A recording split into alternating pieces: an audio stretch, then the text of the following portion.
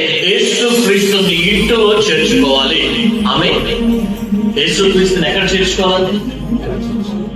వాస్తవం చెప్తారంటే బొమ్మల్లో యేసు ప్రభువుని చూస్తాం, బైబుల్ తీసుకెళ్లి కిటికీలో పెట్టేస్తాం, లేదంటే శుభ్రంగా ఉన్నామని బీరువాలో పెడతాం. చూడండి, ఇక్కడ చాలా మంది ఒకవేళ మీరు అంటూ ఉంటే మార్చుకోండి, 10 సంవత్సరాలు అవుతుంది బైబుల్ కొని ఇంకా కొత్తగానే ఉంటది. ఎందుకంటే నలిగిపోకుండా చూసుకుంటున్నామండి. అక్కలా నువ్వు నలుగుపోకుండా చూసుకుంటాం కదా నువ్వు బైబుల్ ఉన్నది.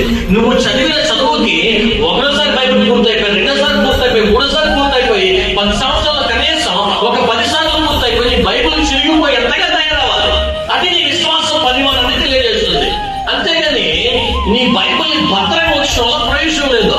ఇక్కడ నీ బైబుల్ తీసుకొచ్చి నువ్వు కిటికీలోనో బీరువాలో పెడితే ప్రయోజనం లేదు. ఆ బైబుల్లో ఉన్నటువంటిది చదివి మన హృదయంలోనికి పంపించడం ద్వారా, దాని ద్వారా అన్వయించుకొని క్రీస్తులాగా బతికితే యేసు క్రీస్తు నీలో ఉన్నాడని అర్థమవుతుంది. దేవునికి మహిమ కలుగుగాక.